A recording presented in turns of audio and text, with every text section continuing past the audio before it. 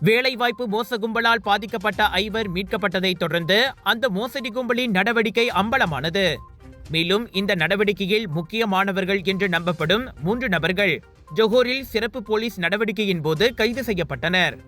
அந்த கும்பலின் முக்கிய முகவராக செயல்பட்ட உள்நாட்டை சேர்ந்த 19 வயதுடைய நபர் ஜொஹோர் பாரு மாவட்டத்தில் கைது செய்யப்பட்டதாக ஜொஹோர் மாநில போலீஸ் தலைவர் டத்தோ எம் குமார் தெரிவித்தார்.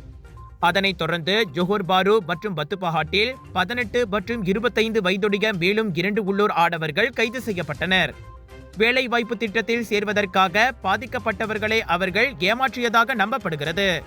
அந்த கும்பலின் தொடர்பு நடவடிக்கைக்காக பயன்படுத்தப்பட்டதாக நம்பப்படும் கைத்தொலைபேசிகளும் பறிமுதல் செய்யப்பட்டதாக இன்று வெளியிட்ட அறிக்கையில் குமார் தெரிவித்தார். தாய்லாந்தில் 8000 ரிங்கெட் முதல் 15000 ரிங்கெட் வரையிலான லாபகரமான சம்பளத்தில் வேலைவாய்ப்பு இருப்பதாக உறுதியளித்து தனிநபர்களை கவர்ந்தெழுக்கும் முறையை பயன்படுத்தி அக்கும்பல் மியன்மாரில் தீவிரமாக செயல்பட்டு வருவதாக விசாரணைகள் மூலம் தெரிய வந்துள்ளதாக குமார் கூறினார். அக்கும்பலின் பேச்சை நம்பி தாய்லாந்திற்கு சென்றதும் பாதிக்கப்பட்டவர்கள் மியன்மாரின் தொலைதூர பகுதிகளுக்கு கொண்டு செல்லப்பட்டு அவர்களின் அனைத்து தனிப்பட்ட உடைமைகளும் பறிமுதல் செய்யப்படுகின்றன.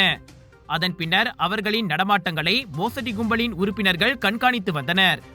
மார்ச் 12ஆம் தேதியன்று பேங்காக்கில் உள்ள மலேசிய தூதரகம் மூலம் மியன்மாரில் வேலை மோசடி கும்பலுடன் தொடர்புடைய மனித கடத்தலில் பாதிக்கப்பட்ட 25 பேரை உள்துறை அமைச்சு வெற்றிகரமாக மீட்டு மலேசியாவுக்கு அனுப்பியதாக குமார் கூறினார்.